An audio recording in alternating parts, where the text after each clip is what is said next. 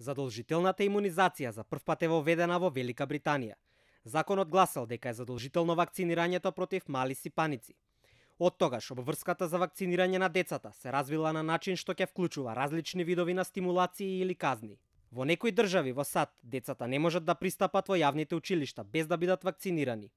Во Австралија пак усогласени се распоредите за спроведување имунизација со вклучувањето на децата во предшколските активности за социјализација, како и со исплатите за семејна помош на родителите.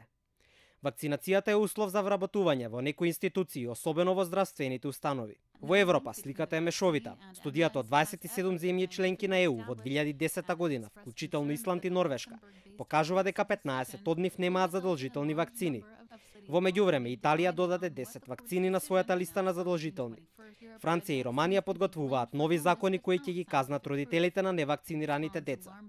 Во Финска од март 2018 година се воведе легислатива која бара здравствените и социјалните работници да бидат вакцинирани против мали сипаници, варичела, магарешка кашлица и грип. Разновидноста на преземените мерки покажува дека не постои докажана стратегија која може да најде универзална примена.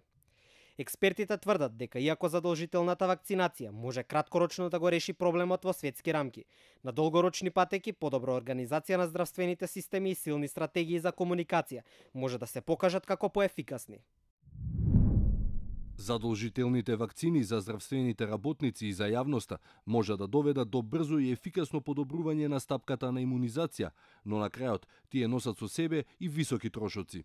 Законите во САД вклучуваат барање за вакцинација за деца во јавни и приватни училишта, потоа студенти и здравствени работници и пациенти во одредени установи.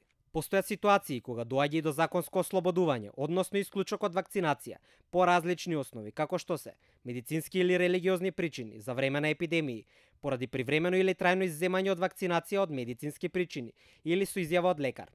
Епидемиолошките податоци од земјите членки на ЕУ пак покажуваат значителни недостатоци во степенот на прифаќање на вакцините, односно стапка на недоволна вакцинација. Од 2008 до 2015 година во Европа имало 215.000 случаи на болести кои може да се спречат со вакцинација, при тоа не сметајќи го грипот. Ова за жал не е чудно, доколку се знае дека скептицизмот кон вакцинацијата во Европа е меѓу највисоките во светот. Здравствената заштита е во одделна надлежност на земјите на Европската унија, но кажете им го тоа на вирусите и бактериите. Тие уживаат слобода во движењето во рамките на ЕУ и Шенгенот за нив не значи ништо. Токму затоа ЕУ треба повеќе да се ангажира во врска со ова прашање. Според податоците, благодарение на вакцинацијата, на годишно ниво се спречуваат околу 2,5 милиони смртни случаи во светот, а се намалуваат и трошоците за лекување на одредени болести, вклучувајќи ги и третманите со антибиотици.